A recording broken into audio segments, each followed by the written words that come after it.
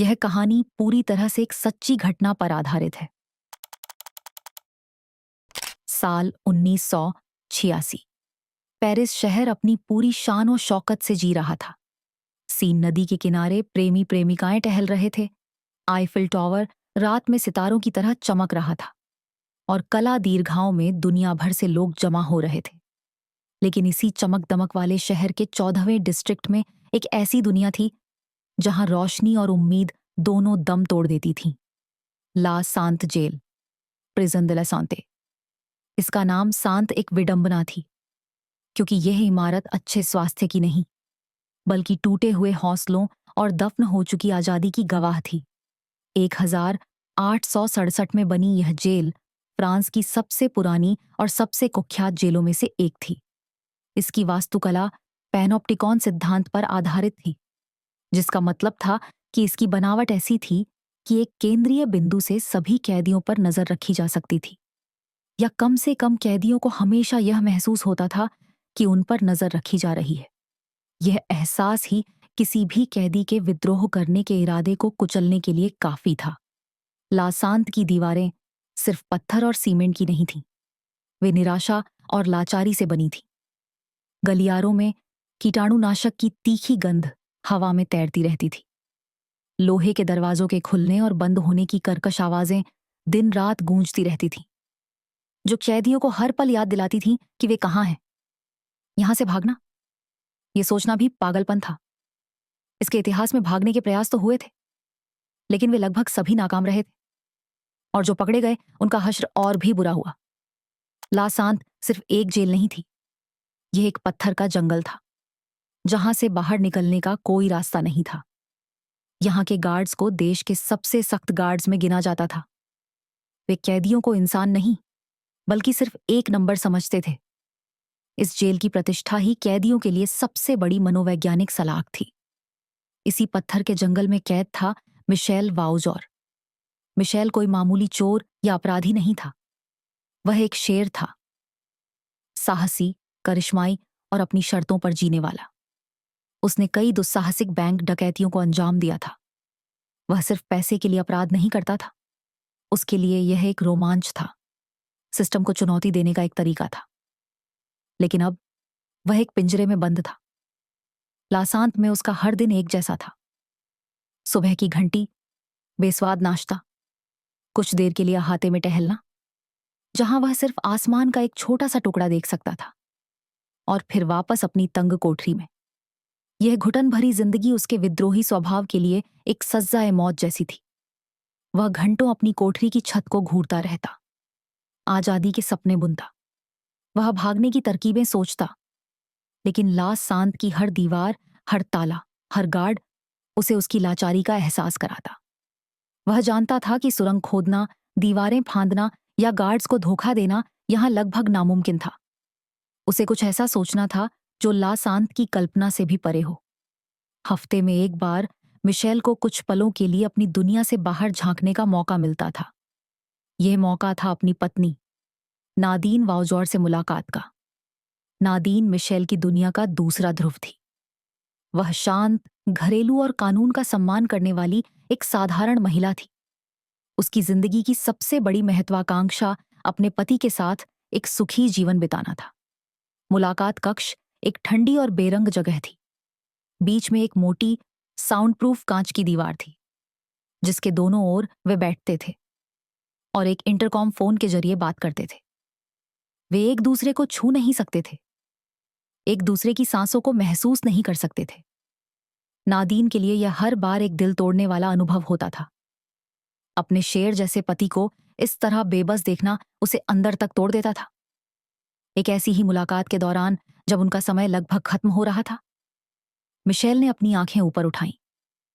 उसकी नजर उस छोटी सी खिड़की पर पड़ी, जहां से आसमान का एक नीला टुकड़ा दिख रहा था। उस टुकड़े में उसे एक उम्मीद की किरण दिखी। वह इंटरकॉम पर झुका और लगभग फुसफुसाते हुए बोला, नादीन, सुनो, अगर हम इन दीवारों को तोड़ नहीं सकते, अगर हम इनके नीचे से सुरंग नहीं खोद सकते, तो सिर्फ एक ही रास्ता बचता है। नादीन ने उलझन में पूछा, क्या? कौन सा रास्ता? मिशेल की आंखें उस नीले आसमान पर टिकी थीं। उसने कहा, हमें इन दीवारों के ऊपर से जाना होगा। हमें इन्हें लांघना होगा। लांघना? कैसे? यह नामुमकिन है। हवा से। मिशेल की आवाज में एक अजीब सा आत्मविश्वास था। आसमान से। उस एक पल में मुलाकात कक्ष की उस ठंडी हवा में एक चिंगारी भड़की। एक ऐसा विचार जन्मा जो पागलपन की हद तक दुस्साहसिक था। नादीन ने मिशेल की आंखों में देखा। उसे वहां निराशा नहीं, बल्कि एक योजना की चमक दिखाई दी। उसे नहीं पता था कि यह कैसे होगा या वह यह कैसे करेगी, लेकिन वह यह जानती थी कि अगर मिशेल को आजाद कराने का यह एकमात्र रास्ता है तो वह इसे अपनाएगी। वह उस ठंडे कमरे से बाहर निकली, लेकिन अपने साथ एक आग लेकर गई। एक ऐसी आग जो उसे दुनिया की सबसे अविश्वसनीय योजना को अंजाम देने की ताकत देने वाली थी। उस मुलाकात के बाद नादीन की दुनिया बदल गई। मिशेल के शब्द उसके कानों में हर पल गूंजते रहे। आसमान से। यह विचार जितना रोमांचक था, उतना ही डरावना भी। वह, नादीन वाउजौर, एक हेलीकॉप्टर उड़ाएगी? यह किसी फिल्म की कहानी लगती थी। कई रातें उसने जागकर बिताई। उसके मन में एक युद्ध चल रहा था। एक तरफ उसका डर था, समाज का डर, कानून का डर और सबसे बढ़कर असफल होने का डर। वह सोचती, मैं ये कैसे कर सकती हूं? मैं एक साधारण महिला हूं। अगर मैं पकड़ी गई तो? अगर कुछ गलत हो गया और मिशेल को चोट लग गई तो? लेकिन फिर उसका दिल जवाब देता। वह मिशेल के बिना अपने जीवन की कल्पना नहीं कर सकती थी।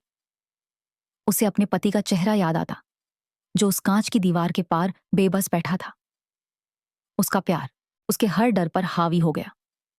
एक सुबह जब सूरज निकल रहा था, उसने आईने में खुद को देखा और एक फैसला किया। डर अभी भी था, लेकिन अब उसके साथ एक दृढ़ संकल्प भी था। उसने फैसला किया, वह पायलट बनेगी। वह अपने प्यार को आजाद कराने के लिए आसमान में उड़ेगी। यह अब सिर्फ मिशेल की योजना नहीं थी, यह नादीन का मिशन बन चुका था। नादीन ने पेरिस के बाहरी इलाके में स्थित एक छोटे से flying school, aero club de Lognes को चुना। उसने जानबूझकर एक ऐसी जगह चुनी जो बहुत प्रसिद्ध न हो, ताकि वह लोगों की नजरों में आए बिना अपना काम कर सके। जब वह पहली बार उस स्कूल में दाखिल हुई तो उसके हाथ कांप रहे थे। हवा में विमान के ईंधन की तेज गंध थी और हेलीकॉप्टरों के पंखों की गगनभेदी आवाज गूंज रही थी। उसने मैनेजर के ऑफिस में बैठकर दाखिला फॉर्म भरा। मैनेजर ने जब उससे पायलट बनने का कारण पूछा तो उसने अपनी पहले से तैयार की हुई कहानी दोहराई। मेरे पति और मैंने हमेशा फ्रांस की खूबसूरत वादियों के ऊपर से उड़ान भरने का सपना देखा है। मैं उन्हें यह सरप्राइज देना चाहती हूं। उसकी कहानी में इतना भोलापन और रोमांस था कि किसी को भी उस पर शक करने का कोई कारण नहीं मिला। प्रशिक्षण शुरू हुआ। उसे 2 मोर्चों पर लड़ना था। Theory, theory. क्लासरूम में उसे भौतिकी, मौसम विज्ञान, नेविगेशन और उड्डयन कानून के बारे में पढ़ाया जाता। यह बहुत उबाऊ था। वह घंटों तक नक्शों, चार्ट्स और जटिल मैनुअल्स को पढ़ती। उसे हवा के दबाव, बादलों के प्रकार और आपातकालीन प्रक्रियाओं के बारे में सीखना पड़ा। कई बार उसे लगता कि यह सब उसके बस का नहीं है, लेकिन फिर वह सोचती कि हर एक जानकारी, हर एक नियम उसके मिशन के लिए महत्वपूर्ण हो सकता है। वह उन इमारतों के पास हवा के बर्ताव के बारे में विशेष ध्यान से पढ़ती, क्योंकि वह जानती थी कि उसे एक दिन लासांत जैसी इमारत के ऊपर उड़ना है। प्रैक्टिकल ले कॉकपिट। असली चुनौती कॉकपिट में थी। उसका प्रशिक्षक पियरे एक अनुभवी और गंभीर स्वभाव का पूर्व सैन्य पायलट था। उसने नादीन को पहली बार जब कॉकपिट में बिठाया तो अनगिनत स्विच और डायल देखकर नादीन का सिर चकरा गया। पियरे ने उसे एक एक करके नियंत्रणों के बारे में बताया। जब पहली बार हेलीकॉप्टर जमीन से ऊपर उठा तो नादीन ने डर के मारे अपनी आंखें बंद कर लीं। उसे लगा जैसे उसका दिल उसके मुंह में आ गया है। प्रशिक्षण का सबसे मुश्किल हिस्सा था हॉवरिंग, लिफोल स्टेशनर।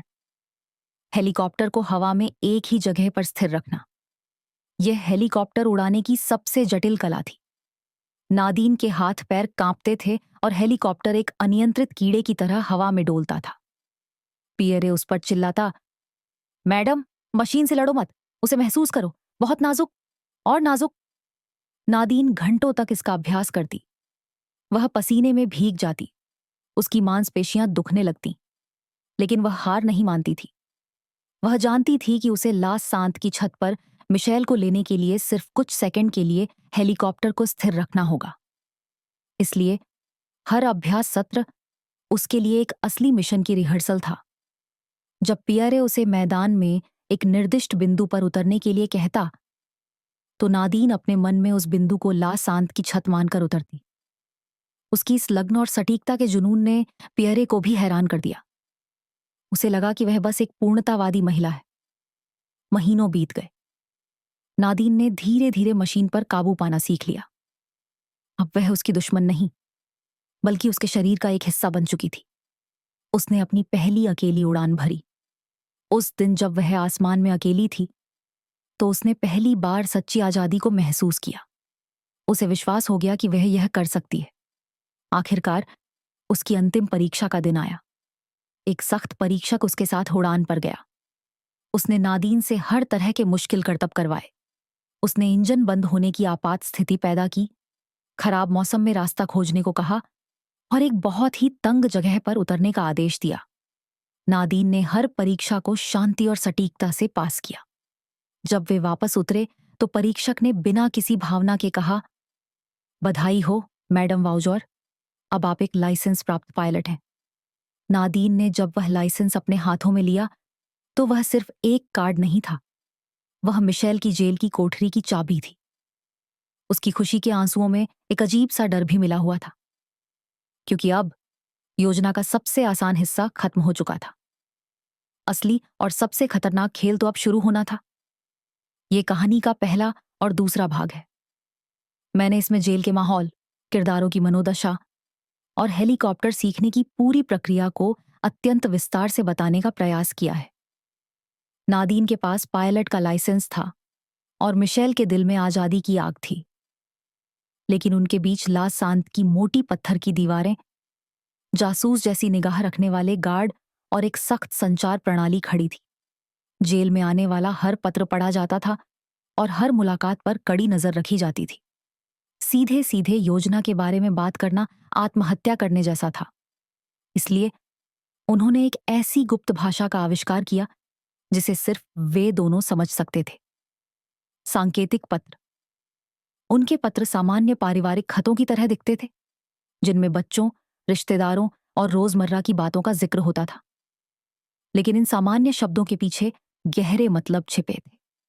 वे रिश्तेदारों के स्वास्थ्य को अपनी योजना के हिस्सों के लिए कोड के रूप में इस्तेमाल करते। चाची इजाबेल की तबीयत अब बेहतर है का मतलब हो सकता था कि हेलीकॉप्टर की व्यवस्था हो गई है। तारीखों का जिक्र बच्चों के स्कूल के कार्यक्रमों के बहाने किया जाता। पियरे के स्कूल का वार्षिकोत्सव 26 मई को है, तुम्हें याद है ना? यह वाक्य मिशेल के लिए अंतिम तारीख का स्पष्ट संकेत था। नादीन ने एक पत्र में लिखा, मैं उस पार्टी के लिए अपनी सफेद ड्रेस तैयार रख रही हूं। यह इस बात की पुष्टि थी कि उसे एक सफेद रंग का हेलीकॉप्टर मिला है, ताकि मिशेल उसे आसानी से पहचान सके। कांच की दीवार के आर पार इशारे। उनकी मुलाकातें उनकी योजना का सबसे महत्वपूर्ण हिस्सा थीं। इंटरकॉम पर वे सामान्य बातें करते, जैसे घर के खर्च या मौसम के बारे में, लेकिन असली संवाद उनकी आंखों, उंगलियों और इशारों से होता था। नादीन अक्सर मिशेल को बताती कि वह घर में कुछ बदलाव करने की सोच रही है। वह हवा में अपने हाथों से एक अदृश्य नक्शा बनाती और कहती, सोच रही हूं ऊपर वाले कमरे की छत को ठीक करवा लूं, और उसके हाथ छत के उस हिस्से का आकार बनाते जहां हेलीकॉप्टर को उतरना था। मिशेल उसकी आंखों में देखकर सिर हिलाता, यह पुष्टि करते हुए कि वह समझ गया है। कभी कभी मिशेल मेज पर अपनी उंगलियों से एक खास लय में थपथपाता। यह गार्डों की गश्त के समय का कोड होता, जिसे नादीन अपने दिमाग में नोट कर लेती। इन कुछ मिनटों की मुलाकातों में वे हफ्तों की जानकारी का आदान प्रदान कर लेते थे, और यह सब गार्ड्स की नजरों के ठीक सामने होता था।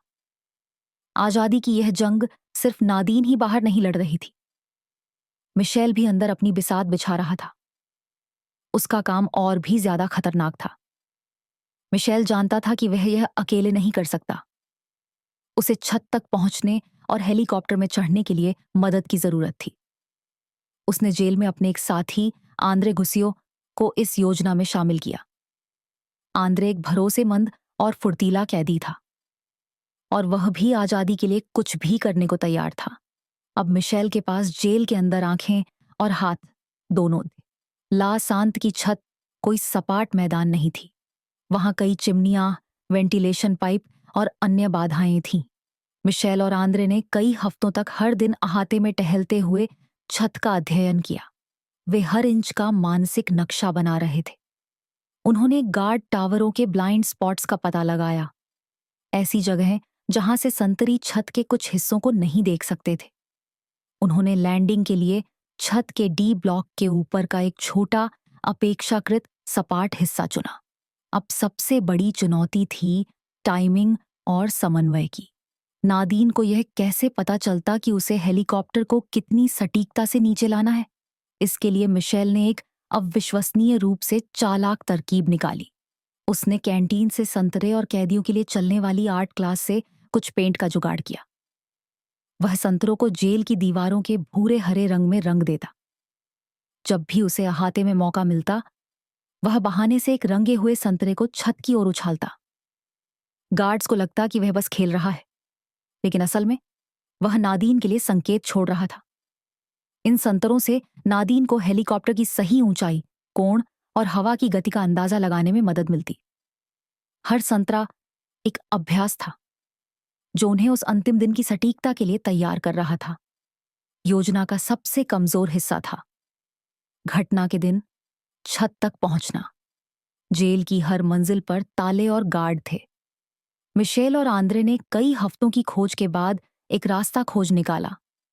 यह रास्ता जेल के एक पुराने, कम इस्तेमाल होने वाले कपड़े धोने के कमरे से होकर गुजरता था। वहां एक सीढ़ी थी जो छत की ओर जाने वाले एक छोटे से रखरखाव हैच तक जाती थी।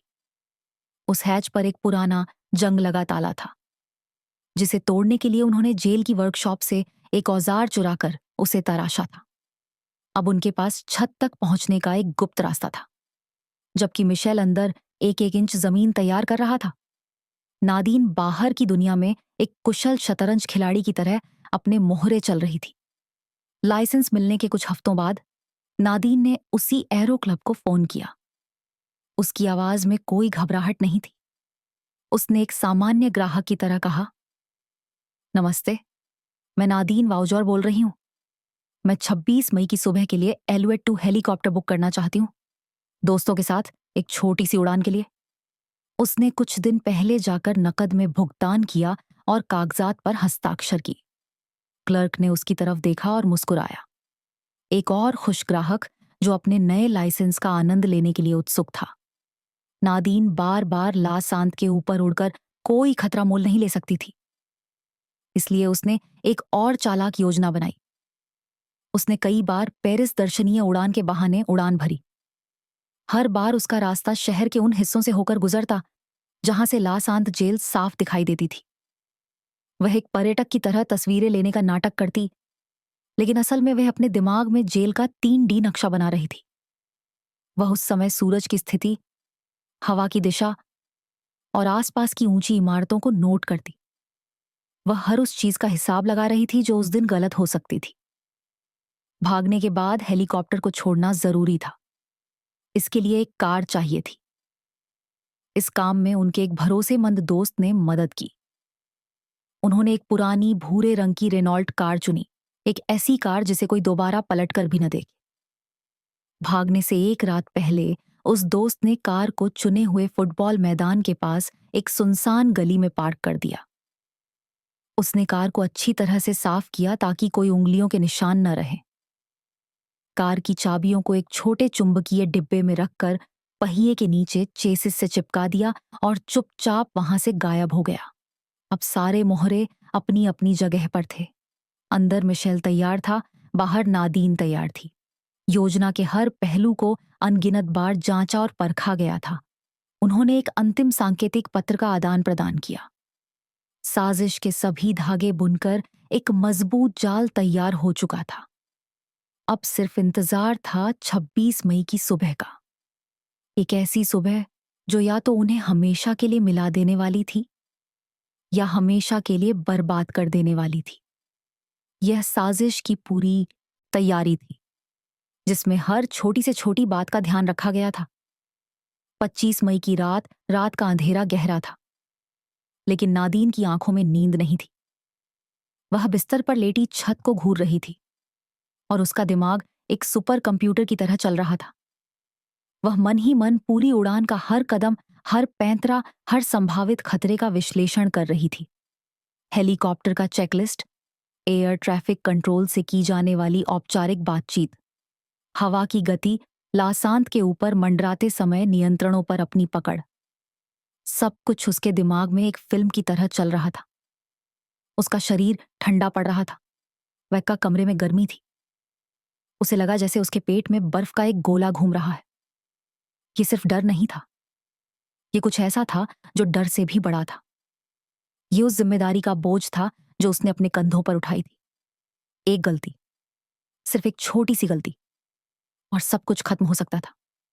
मिशेल हमेशा के लिए सलाखों के पीछे रह जाता, और वह भी। सुबह 4 बजे वह उठी। उसने कॉफी बनाई, लेकिन उसका एक घूंट भी उसके गले से नीचे नहीं उतरा। उसने यंत्रवत कपड़े पहने, एक साधारण जीन्स और टी शर्ट, ताकि वह किसी भी तरह से अलग न दिखे। उसने आईने में अपनी आंखों को देखा। वे थकी हुई थीं, लेकिन उनमें एक इस्पाती चमक थी। आज वह सिर्फ नादीन वाउजौर नहीं थी, आज वह मिशेल की आजादी थी। 26 मई की सुबह, उसी समय लासांत की दीवारों के भीतर मिशेल वाउजौर और उसका साथी आंद्रे भी जाग रहे थे। जेल की सुबह की घंटी बजने से पहले का सन्नाटा सबसे ज्यादा दम घोटने वाला होता है। वे दोनों अपनी अपनी चारपाई पर लेटे थे, एक शब्द भी नहीं बोल रहे थे, लेकिन उनके बीच एक खामोश संवाद चल रहा था। वे दोनों जानते थे कि आज उनकी जिंदगी का सबसे बड़ा दिन है। जब सुबह 6 बजे घंटी बजी और गार्ड्स ने कोठरियों के दरवाजे खोले, तो उन्होंने खुद को पूरी तरह से सामान्य दिखाने का अभिनय किया। वे दूसरे कैदियों के साथ लाइन में लगे, बेस्वाद दलियां खाया और हर गार्ड के सामने सिर झुकाकर गुजरे। उनका दिल किसी तूफानी समुद्र की तरह उछल रहा था, लेकिन उनके चेहरे पर एक शांत झील का ठहराव था। उन्हें पता था कि एक भी शक की निगाह उनकी महीनों की मेहनत पर पानी फेर सकती है। नादीन ने अपनी छोटी सी कार से हेलीपैड तक का सफर तय किया। रास्ते में दिखी हर पुलिस की गाड़ी से उसके दिल की धड़कन बढ़ जाती। वह सुबह करीब 8 बजे एयरो क्लब पहुंची। उसने चेहरे पर एक बड़ी सी मुस्कान सजाई और रिसेप्शनिस्ट को बोनजूर, नमस्ते, कहा। आज मौसम उड़ान के लिए बहुत अच्छा है, मैडम वाउजौर, रिसेप्शनिस्ट ने मुस्कुराते हुए कहा। हाँ, मैं बहुत उत्साहित हूं, नादीन ने जवाब दिया, जबकि उसकी हथेलियां पसीने से भीग रही थीं। उसने हेलीकॉप्टर, एक सफेद रंग की एरोस्पेस स्टाइल अलाउड 2 की उड़ान पूर्व जांच शुरू की। यह नियम का हिस्सा था, लेकिन आज उसने हर पुर्जे, हर नट बोल्ट को दोगुनी सावधानी से जांचा। उसने रोटर ब्लेड को छुआ, फ्यूल टैंक की जांच की और कॉकपिट के हर उपकरण को परखा। यह सिर्फ एक मशीन नहीं थी, यह उसकी उम्मीद थी, उसका हथियार था। जब क्लर्क ने उसे चाबियां सौंपी, तो यह एक औपचारिक हैंडओवर नहीं था, यह उस मिशन की आधिकारिक शुरुआत थी। सुबह के करीब 8:45 थे। जेल में कैदियों को उनके निर्धारित कामों के लिए ले जाया जा रहा था। गलियारों में भीड़ और शोर था। यही वह पल था जिसका मिशेल और आंद्रे को इंतजार था। जैसे ही उनका समूह एक मोड़ पर मुड़ा, वे दोनों 1 सेकंड के लिए पीछे रह गए और बिजली की गति से कपड़े धोने वाले कमरे के दरवाजे में घुस गए और उसे अंदर से बंद कर लिया। उनका दिल इतनी जोर से धड़क रहा था कि उन्हें अपनी ही धड़कनें सुनाई दे रही थीं। कुछ पल वे दरवाजे से कान लगाकर खड़े रहे। जब बाहर से गुजरते कदमों की आवाज शांत हो गई, तो वे जानते थे कि उनका पहला कदम सफल रहा। अब वे जेल की मुख्य धारा से कट चुके थे। सुबह 9:08। नादीन कॉकपिट में अपनी सीट पर थी। उसने चेकलिस्ट पूरी की और इंजनों को चालू करने की प्रक्रिया शुरू की। पहले एक धीमी सी सीटी की आवाज आई, जो धीरे धीरे एक शक्तिशाली टरबाइन की गड़गड़ाहट में बदल गई। हेलीकॉप्टर के ऊपर लगे विशाल पंखे, रोटर, धीरे धीरे घूमने लगे। फिर उनकी गति तेज होती गई और जल्द ही वे एक पारदर्शी चक्र की तरह दिखने लगे। पूरा हेलीकॉप्टर कांप रहा था, जैसे कोई जागा हुआ जानवर दहाड़ रहा हो। नादीन ने कलेक्टिव लीवर को धीरे धीरे ऊपर उठाया। हेलीकॉप्टर के स्किड्स ने जमीन से अपना संपर्क तोड़ा। वह हवा में थी। पेरिस शहर उसके नीचे एक विशाल नक्शे की तरह फैलने लगा। उसने एयर ट्रैफिक कंट्रोल से संपर्क किया। उसकी आवाज में जरा भी कंपन नहीं था। FGNBS, टेक ऑफ फ्रॉम लॉग्नस, दर्शनीय उड़ान के लिए पूर्व की ओर बढ़ रहा हूं। उसे सामान्य निर्देश मिले। मिशन का सबसे खतरनाक चरण शुरू हो चुका था। नादीन ने लगभग 15 मिनट तक निर्धारित मार्ग का पालन किया। फिर जब वह लासान से कुछ किलोमीटर दूर थी, वह क्षण आ गया। उसने एक गहरा सांस लिया। अब उसने खुद से कहा। उसने हेलीकॉप्टर को एक तेज मोड़ दिया, उसे आधिकारिक हवाई मार्ग से हटा दिया। उसने रेडियो पर अपनी फ्रीक्वेंसी बदली और फिर उसे बंद कर दिया। अब वह राडार पर एक गुमनाम बिंदु थी।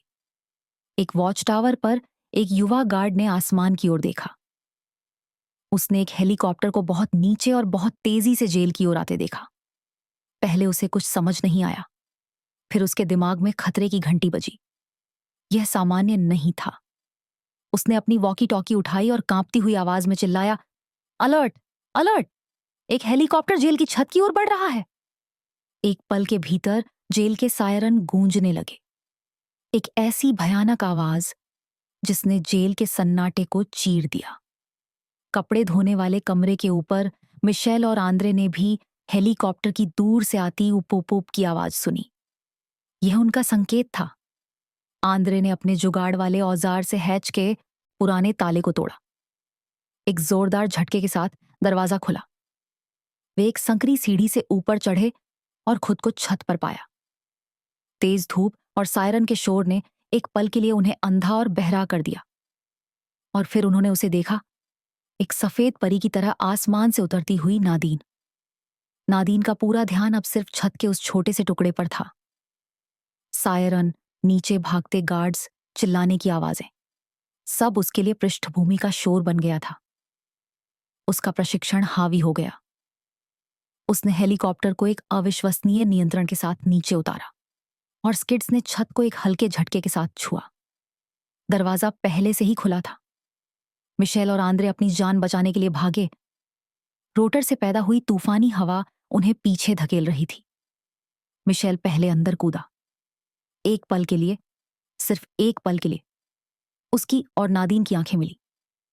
उन आंखों में कोई शब्द नहीं थे, सिर्फ प्यार, विश्वास और जीत का एक महासागर था। आंद्रे उसके ठीक पीछे अंदर आया। चलो, मिशेल चिल्लाया। नादीन ने एक सेकंड भी बर्बाद नहीं किया।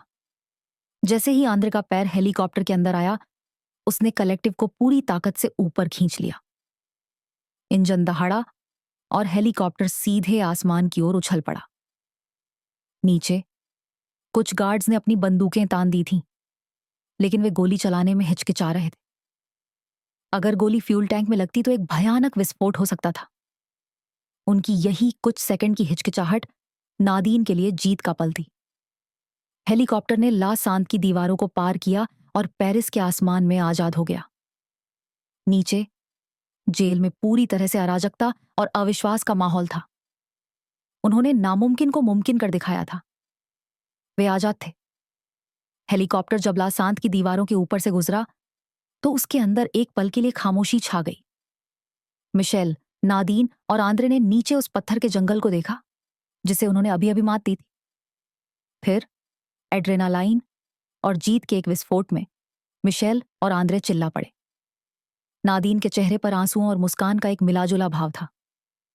उसने यह कर दिखाया था, लेकिन जश्न मनाने का समय नहीं था। हर सेकंड कीमती था। नादीन ने हेलीकॉप्टर को पेरिस के दक्षिणी उपनगरों की ओर मोड़ा। उसकी नजरें नीचे जमीन पर कुछ ढूंढ रही थी। कुछ ही मिनटों में उसे वह दिख गया, एक खाली फुटबॉल का मैदान जिसके कोने में पेड़ों का एक झुरमुट था। उसने एक सधे हुए पायलट की तरह हेलीकॉप्टर को मैदान में उतारा। इंजन अभी पूरी तरह से बंद भी नहीं हुए थे कि तीनों कूदकर बाहर भागे। पास की एक गली में एक पुरानी भूरे रंग की रेनॉल्ट कार उनका इंतजार कर रही थी। उन्होंने हेलीकॉप्टर को वहीं छोड़ दिया। उनकी आजादी का प्रतीक अब पुलिस के लिए सबसे बड़ा सुराग था। कार में बैठते ही मिशेल ने नादीन को अपनी बाहों में भर लिया। तुमने कर दिखाया, उसने हाँफती हुई आवाज में कहा। तुम सच में एक परी की तरह आसमान से उतरी। कार तेजी से आगे बढ़ी और शहर के ट्रैफिक में गुम हो गई। वे आजाद थे, लेकिन अब वे साए की तरह थे, अपने ही देश में भगौड़े। अगले कुछ घंटों में उनके भागने की खबर फ्रांस में और फिर पूरी दुनिया में जंगल की आग की तरह फैल गई। टेलीविजन पर बार बार हेलीकॉप्टर और उनकी तस्वीरों को दिखाया जा रहा था। फ्रांस की पुलिस के लिए यह एक सीधी चुनौती और एक बड़ी शर्मिंदगी थी। देश के कोने कोने में नाकेबंदी कर दी गई। हवाई अड्डों, ट्रेन स्टेशनों और सीमाओं पर अलर्ट जारी कर दिया गया। मिशेल और नादीन के लिए आजादी एक छोटे से किराए के कमरे की 4 दीवारों में सिमट कर रह गई। वे बाहर नहीं निकल सकते थे। हर आहट, हर पुलिस की गाड़ी का सायरन उनके दिलों में खौफ पैदा कर देता था। उन्होंने अपने बाल काटे, रंग बदले और नकली पहचान पत्र बनवाए। वे एक शहर से दूसरे शहर भागते रहे, हमेशा इस डर में जीते हुए कि कोई उन्हें पहचान लेगा। ये जिंदगी बेहद तनावपूर्ण थी। एक तरफ इस खतरे ने उन्हें एक दूसरे के और भी करीब ला दिया था। वे एक दूसरे की हिम्मत थे, लेकिन दूसरी तरफ लगातार भागने का दबाव, पैसे की कमी और भविष्य की अनिश्चितता उनके रिश्ते पर भारी पड़ रही थी। वे आजाद तो थे, लेकिन उनकी आजादी एक उधार की जिंदगी थी, जिसे कभी भी वापस छीना जा सकता था। कुछ महीने बीत गए। उनका पैसा अब लगभग खत्म हो चुका था। बिना पैसे के वे ज्यादा दिन तक छिप नहीं सकते थे। इस हताशा में मिशेल ने वही करने का फैसला किया जो वह सबसे अच्छी तरह से जानता था, एक और डकैती। वह अपने पुराने जीवन की ओर लौट रहा था, वही जीवन जिससे नादीन ने उसे निकालने की कोशिश की थी। नादीन ने उसे रोकने की बहुत कोशिश की। उसे इस योजना में एक बुरा संकेत महसूस हो रहा था। हमें यह करने की जरूरत नहीं है मिशेल, उसने गिड़गिड़ाते हुए कहा। हम कहीं दूर जा सकते हैं, एक नई शुरुआत कर सकते हैं। बिना पैसे के हम कहीं नहीं जा सकते नादीन, मिशेल ने जवाब दिया। बस यह एक आखिरी बार, इसके बाद हम हमेशा के लिए आजाद होंगे। लेकिन वह उसका आखिरी दांव नहीं, बल्कि आखिरी गलती साबित हुई। सितंबर 1986 में उन्होंने पेरिस में एक बैंक को लूटने का प्रयास किया, लेकिन इस बार उनकी किस्मत ने साथ नहीं दिया। या तो किसी ने उन्हें पहचान लिया था, या उनकी योजना में कोई कमी थी। बैंक का अलार्म बज गया और कुछ ही मिनटों में पुलिस ने उन्हें घेर लिया। बैंक के अंदर और बाहर गोलीबारी शुरू हो गई। यह एक अराजक और हिंसक दृश्य था, जो उनके हेलीकॉप्टर से भागने की सटीकता और सुंदरता के बिल्कुल विपरीत था। इसी गोलीबारी के दौरान एक गोली मिशेल के सिर में लगी। वह खून से लथपथ होकर वहीं गिर पड़ा। उसकी आजादी का सपना एक बैंक के ठंडे फर्श पर दम तोड़ गया। उसे गंभीर रूप से घायल अवस्था में गिरफ्तार कर लिया गया। नादीन उस अफरा तफरी में किसी तरह बच निकली, लेकिन अब वह अकेली थी और पहले से कहीं ज्यादा टूटी हुई। कुछ हफ्तों बाद उसे भी फ्रांस के दक्षिण में एक छोटे से घर से गिरफ्तार कर लिया गया। उनकी अविश्वसनीय प्रेम कहानी और साहसिक फरारी का अंत हो चुका था। मिशेल और नादीन के मुकदमे ने पूरे फ्रांस का ध्यान खींचा। नादीन को जेल से भागने में मदद करने के लिए सजा सुनाई गई। मिशेल, जो चमत्कारिक रूप से अपनी चोट से बच गया था, को उसकी पुरानी सजा में और कई साल जोड़ दिए गए। नादीन ने अपनी सजा काटी और एक बदली हुई इंसान के रूप में जेल से बाहर आई। मिशेल ने कई दशक और जेल में बिताए और आखिरकार 2003 में उसे रिहा कर दिया गया। इतने सालों की जुदाई और कठिनाइयों के बावजूद उनका प्यार बना रहा, लेकिन इस कहानी का असर सिर्फ उनकी जिंदगी तक सीमित नहीं रहा। नादीन और मिशेल वाउज़ौर की इस दुस्साहसिक घटना ने दुनिया भर की जेलों की सुरक्षा व्यवस्था को हमेशा के लिए बदल दिया। इस घटना को वाउज़ौर प्रभाव, द वाउज़ौर इफेक्ट के नाम से जाना जाने लगा। दुनिया भर की उच्च सुरक्षा वाली जेलों ने अपने हाथों के ऊपर स्टील के जाल लगवा दिए। जेलों के ऊपर के हवाई क्षेत्र को नो फ्लाई जोन घोषित कर दिया और छतों पर नई निगरानी प्रणालियां स्थापित की। उनके 5 मिनट के दुस्साहस ने सुधारक सुरक्षा के नियमों को फिर से लिखने पर मजबूर कर दिया। आज भी यह कहानी सिर्फ एक अपराध की कहानी के रूप में नहीं देखी जाती। यह प्यार, दृढ़ संकल्प और मानवीय भावना की सीमाओं को चुनौती देने की एक असाधारण गाथा है। यह एक साधारण महिला की कहानी है जिसने अपने प्यार को पाने के लिए पंख उगाए और आसमान को छू लिया। भले ही उनकी आजादी कुछ ही पलों की थी, लेकिन उनकी कहानी हमेशा के लिए अमर हो गई।